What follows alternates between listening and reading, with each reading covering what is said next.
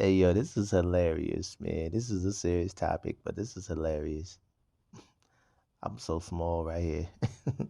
But that's good because I need to be small and it's time to enlarge a higher and show the importance of returning back to him. Yo, this is sad that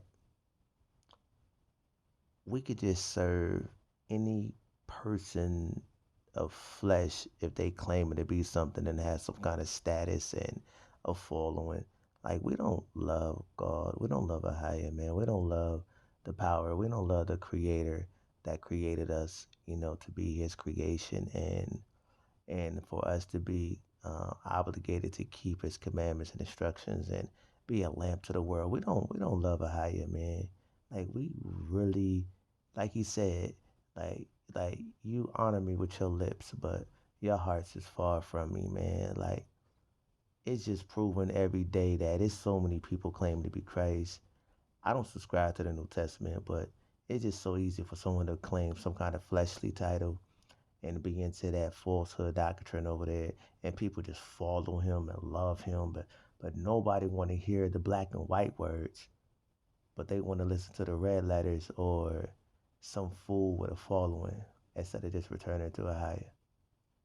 Now, if you was awakened to knowing you're a Hebrew Israelite because of the curses of Deuteronomy chapter 28 verses 15 through 67 and Leviticus chapter 26, if you are awakened to know who you are by reading that because you was like, yo, I could relate, I could resonate with this. I'm going through this. My people are going through this. My ancestors went through this. This is us because them curses, aka conditions, was the sign of who we are, where we are, and why they fell upon us like that because we turned from our power, our King of Kings, our Lord of Lords, our God of over any idol or God of gods, which is Ahia Shahaya. I choose to say the name that was revealed to Moses or Masha, and that was Haya Ashah Haya. That's Exodus chapter 3, verse 14. You know what I'm saying? But it's just wild to me how we really don't love him and we don't really read to return to him.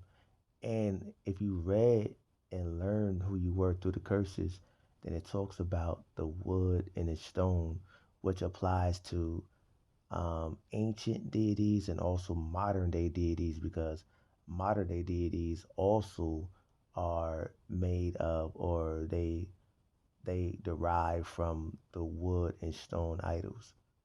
Your crosses, your rock stone, and in Islamic culture and Buddhism and all of these isms, man, these ideologies, they all derive from some form of wood and stone ancient deity, man. It's spell worship. So if you never went into Deuteronomy chapter 30 and these first two verses and then this third verse then resonate with you and hit home, and then this don't teach you like, yo, I need to return back to a higher. I need to return back to the God of David. I need to return back to the God of Abraham, Isaac, and Jacob. Then I don't know what will. Because like this says right here, and it shall come to pass. This is Deuteronomy chapter 30, verse 1. And it shall come to pass when all these things are come upon you, or some translations will say come to mind, the blessing and the curse. Because Deuteronomy chapter 28 starts with the blessings first, 1 through 14. And we received that in the beginning, like that's a while ago when we was in the land. We received that. Then then the curses fell upon us. Also, it started while we was in the land. So if we read about the blessings of our people, we know if you read about the history, you read from Genesis to Malachi, you're reading about the historical history of how our people were blessed, how we were a trademark, how we were a lamp unto all people, how Ahia gave us all things and gave us great names. So we read about that. And also, a lot of us, when we wake up to know who we are, we get blessed first. Like I know I did. When I first woke up, I was, man, Hayah blessed me with everything. I had apartments, homes. I was, because I was keeping all the laws, especially when I found out who I was. So I had homes, apartments, I had money up the yayo. You know what I'm saying? I was giving, I was doing all kind of stuff. And then these curses start creeping up on me, hitting me like a rock, man. I'm talking about all of them now, especially now. I'm starting to be afflicted with the in-home type of curses with me and my wifey, and how I'm handling her, how she handling me, and how things is going. Like I'm starting to get hit with that. So as time just continue to go, I'm starting to go through all kind of stuff. But it's part of the curses, you know what I'm saying? So if these things are to make you think, and it's supposed to come to mind, and then when you realize like, yo, these blessings came and these curses are here, okay, why? So then verse 1 would tell you, when these things come to mind, the blessing and the curse which I have set before you. Come on, yo. Seriously. Which I have set before you, among, no, hold on, the blessing and the curse which I have set before you, and you shall bethink thyself among all the nations where Ahiah thy power have driven you, and you shall return unto Ahiah your power, and hearken to his voice according to all that I command you this day, you and your children, with all your heart and with all your soul, that then Ahiah, your power, will turn your captivity and have compassion upon you, and will return and gather you from all peoples where you are scattered. Ahiah, thy power have scattered you. Sorry about that. No, will return, and gather you from all the peoples, whether Ahiah, thy power have scattered you. I just wanted to read that right. So if you just consider this, you've been thinking like, yo, and you see the conditions of not just you, but all people. We see it on the news, we see it on TikTok, we read about it, we hear about it, we living among it, we're going through it. It's in our families, it's in our friendships, it's in our relationships. Just read about the curses, Deuteronomy 28, 15 through 67, and Leviticus chapter 26. Read about it, resonate with it, and then you understand. And then you return back to a higher.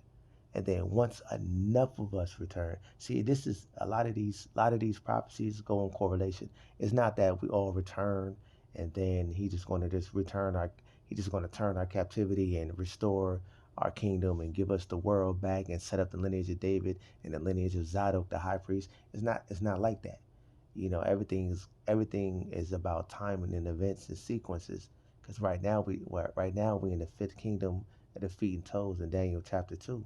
He's bringing down the nations. He's collapsing the economy. He's doing that. And also we in Jeremiah chapter 30, verse 9.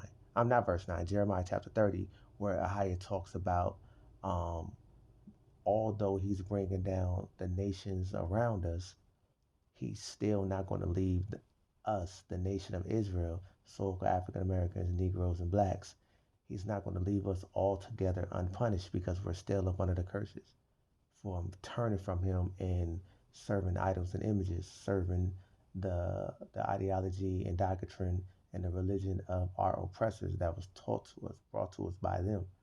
So as we're still doing that, and he's still sorting out his remnant, which is Malachi chapter 3 and also Micah chapter 4, because he's cleaning the dross, the filth from the daughters of Zion, from the men of Zion. He talks about the dross, Dross. Google that, and I'm gonna do a video on that because I did a video a while ago on my YouTube page. I have it on there, is I talk about the dross, and the dross is the filth that covers the jewelry, and it takes high heat, like temperatures, like to melt gold and silver to get that filth off, and that's us. So he makes our conditions heat up, meaning get very hard, so we can consider and return back to him. That's how we clean ourselves, and that's how we become purified in the eyes of a higher, by accepting their punishment, returning unto him, and waiting for his salvation. No man will save us. None. Yaju Judah, Christ, nobody. Only a higher shall higher. You must understand and accept that. You